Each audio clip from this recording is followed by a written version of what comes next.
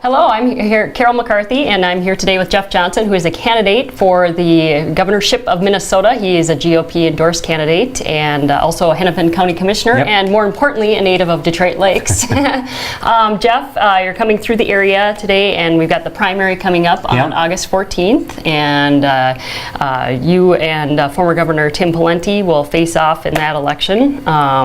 And some of the things that you, as a candidate, are bringing to the table. I know that you've talked before about, you've consistently talked about changing the culture of a state government. And tell us a little bit more about that. Yeah, you know, I have watched the past really couple decades where we've seen state government, especially state government agencies, have become out of touch, kind of arrogant in some cases. The DNR, the MPCA, Met Council down in the Twin Cities, and that is a culture that we have right now in some of these agencies where they really believe their job is to control and direct and tell everybody else how to live their lives or run their business or farm their land, and that's not their job. Their job is to serve the people who pay their salaries. And so to me, we've got a lot of specific policy problems in the state that we need to solve, but we can't solve any of them long term until we actually change that attitude, that culture in our agencies. So that's what I will wake up every day to do.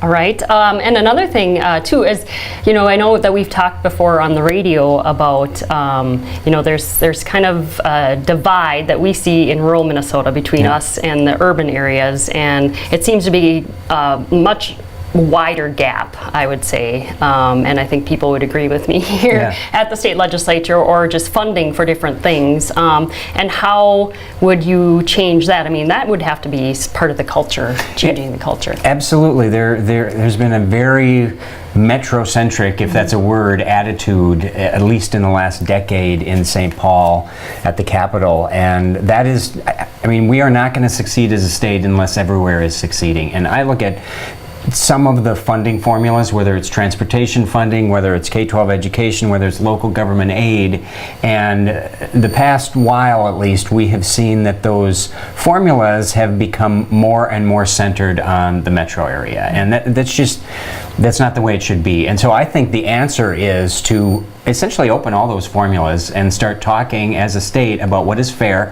how do we equitably do this, and that's exactly what I'll do. And you bring up a couple things too. The state has a workforce gap, and we feel it a lot out here. I mean, people choose to live in the outstate for a reason, and they would like to live here, but sometimes it's just not, they can't afford to live in rural Minnesota, but yet there's a lot of jobs, pretty good paying jobs, but there's not the skills there. Yeah, and there are things that government can do to work with our schools, whether they're high schools or tech schools or colleges, to make sure kids are getting the skills they need. But I think it's a bigger issue than that. There's kind of become a assumption that if a kid doesn't go get a 4-year degree, they are somehow not a success. And this is personal to me. We have one son, Thor, who's in college, and then Rolf is going to be a senior in high school, and he's kind of starting to think through what does he want to do next. And a 4-year degree is one option, a 2-year degree is another option, and he's actually looking at some other things.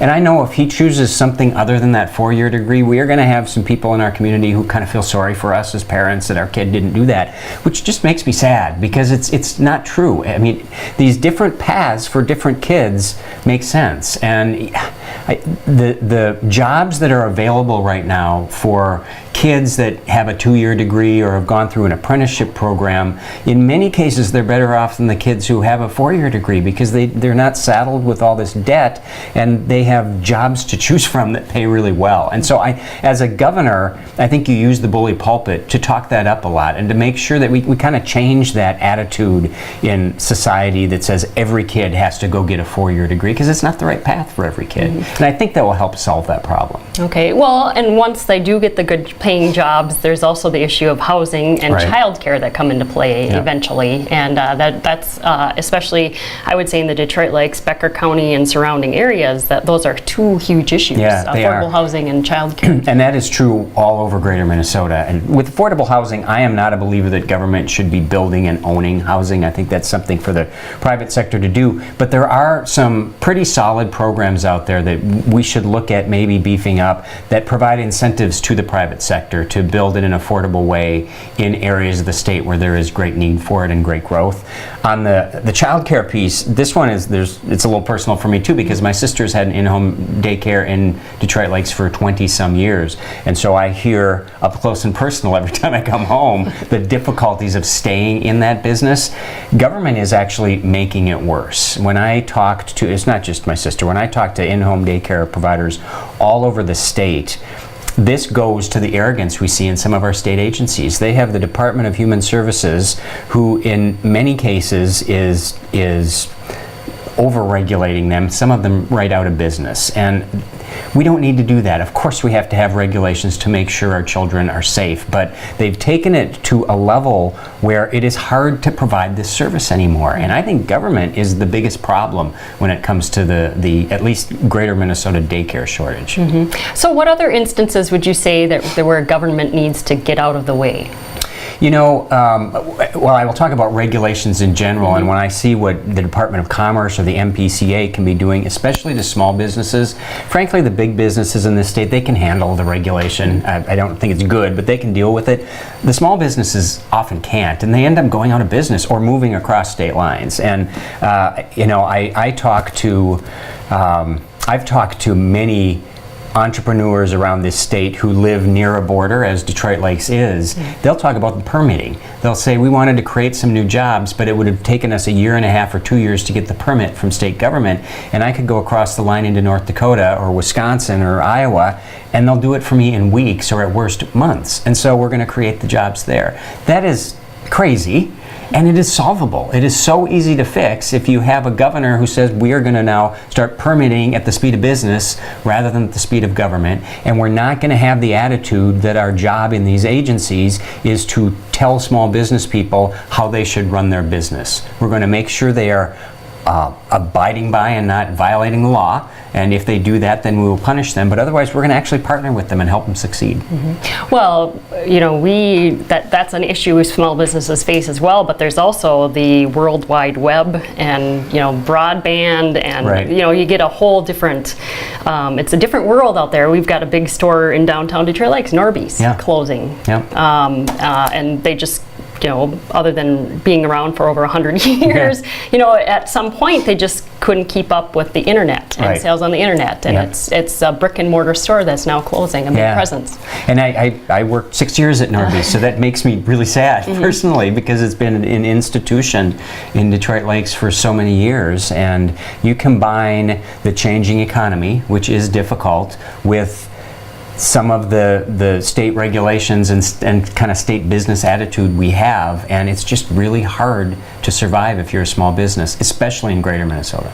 And broadband is a big issue, getting that out to the rural areas as well. Yeah, you can't compete if you, I mean, it's impossible to compete today as a small business if you don't have adequate broadband, and so that is something where I think that there are some good programs in the works at the state level to continue to help with that. The real money, frankly, is at the federal level. There are some huge grant programs that are starting to push through, and I think your job as government is to advocate hard so that our fair share of that money comes to Minnesota. All right. Another thing, I'm focusing on the outstate because that's in fact where we are. That's where you grew up. But we also rely a lot on tourism, and you know, getting the money for transportation, getting the roads fixed so people can come in their droves to their lake cabins. But also the environment, you know, how are we going to, you know, with people wanting to move out to the rural area, and, you know, maybe even settle in rural Minnesota, but that also affects our environment. And I know that you've talked about the DNR regulating, you know, maybe we have too much public-owned land, or, you know, how do you balance that? Yeah, well, starting with the first half, the roads, or the transportation piece, we are, every study you see says we are falling behind in our funding for that, but I am not a believer that we need to increase taxes to get there. We've seen taxes increase 53% in the last 8 years statewide. So it's not a problem that we're just not getting enough money from people.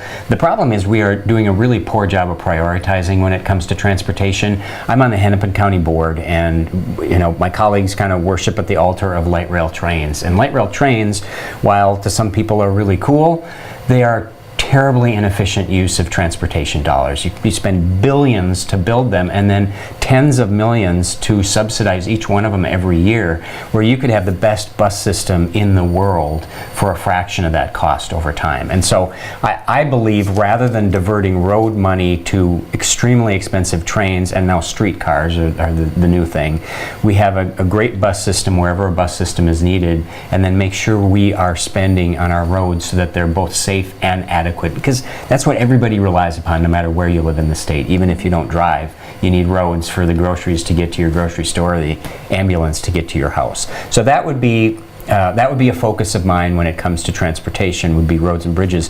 And then with respect to the environment, that's a tough balancing act, because one of the things that makes Minnesota unique is that we have natural resources and natural beauty that most states don't have, and we don't want to lose that. And so having environmental regulations in place is important, and I believe that what we have at the federal level and the state level mostly is okay. But what I see is that we are enforcing them in ways that aren't necessarily fair or wise. I look at the potential. I realize this is not a Detroit Lakes issue, but there's a potential for copper nickel mining up on the Iron Range. That is a resource that we have that nowhere else in America has, and really only one other place in the world has. And we have private companies who are working through that process, that very difficult regulatory process, and they're getting through it to show that they can do that in a way that is environmentally friendly, or at least environmentally safe.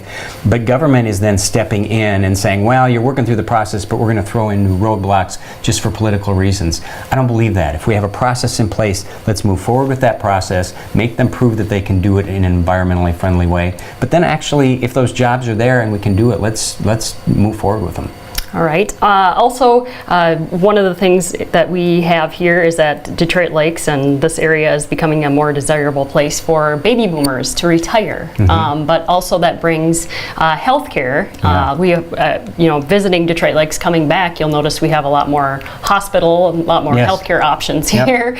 But that's something that people in the later years get concerned about, Yeah. especially if they have chronic conditions. What do you bring to the table as far as addressing healthcare needs? And So with respect to healthcare, there are two issues. Number one is access, making sure everybody actually has access to a provider, and then number two is how do you pay for it? Make sure everybody has insurance, or at least has subsidized coverage. So with respect to the access, the more choices and the more options people have, the better, in my opinion. And we have gotten to a point where government has decided they need to dictate health care and health insurance for people. We see it at the federal level, but we're also seeing it at the state level. I would start to roll some of that back, because I believe that people should have more options. There are parts of the state where the healthcare exchange has one insurance option for people. And obviously that means prices go up and quality goes down. And so I would love to enter into a compact, regional compact with the states that surround us that allow our citizens to buy across state lines.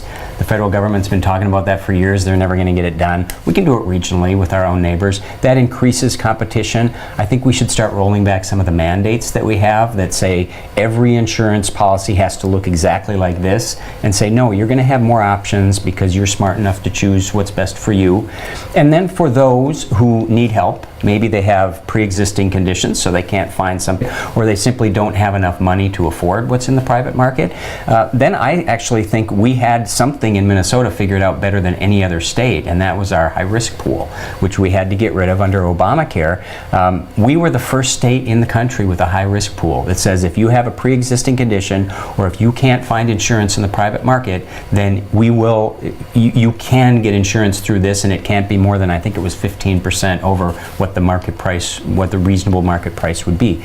It was expensive, but Minnesotans were willing to pay for that, and I think they still would be. It was less expensive than what we have now, but it actually covered people better. And then finally, for those who are on subsidized insurance, I would allow them to have more choices. They can use the government program if that's what they like best, but I'd give them a voucher and say, if you don't want to use the government program, you can go out in the market and use this voucher to get insurance from someone else if you think it fits your needs better. All right. Here with Jeff Johnson, candidate for governor. Primary's coming up on August 14th, and he's a local hometown Detroit Lakes native. Talking with him today, coming through the area. Some of the other things too going on. We're building a brand new jail out on Highway 59. Oh, I didn't know that. Okay. Yes. Oh, yes, a big jail. But that was something that came down from the Department of Corrections, saying that you have to build a new jail because you're not up to code on certain things. So it's a $22 million facility. We've got a new airport in the, expanding our runway. Yep. We've got a couple grants for that.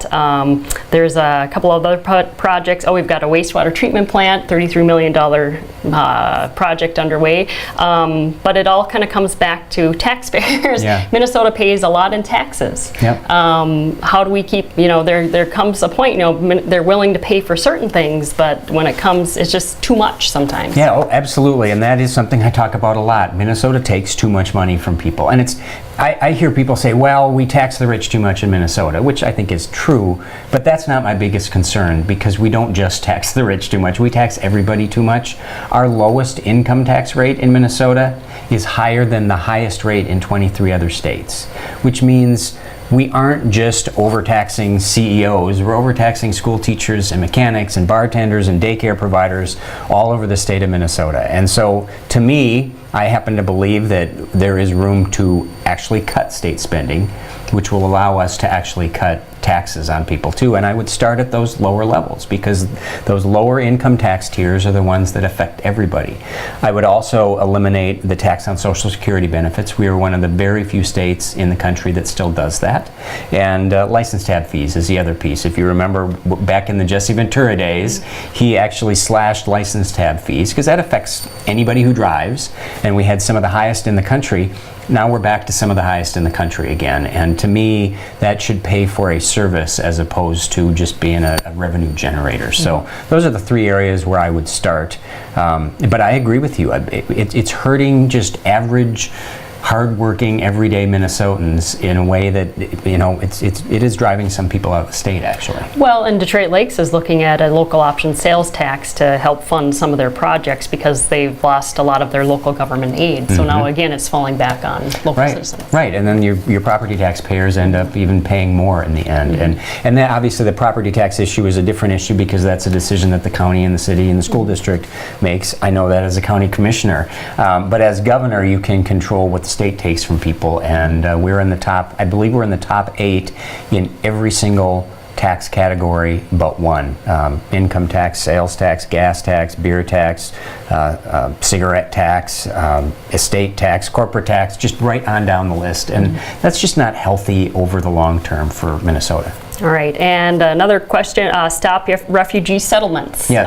That's just something that's a big issue around the country right now. Yep. And your stance? So for me, we just actually had a press conference on that a couple days ago, and we have areas of the state, I don't think this is true in Detroit Lakes, but there are areas of the state where there's been a huge influx of refugees through the refugee resettlement program. St. Cloud kind of being the epicenter of it all, with a huge influx of Somali refugees, and their concern is the cost is quite significant. The state doesn't know what the number is, doesn't try to keep track of that, but we're looking at hundreds of millions of dollars a year to the state for refugees.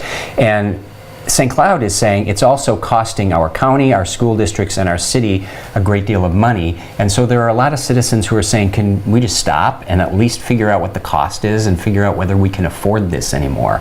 And the response to that has been, oh, you're racist.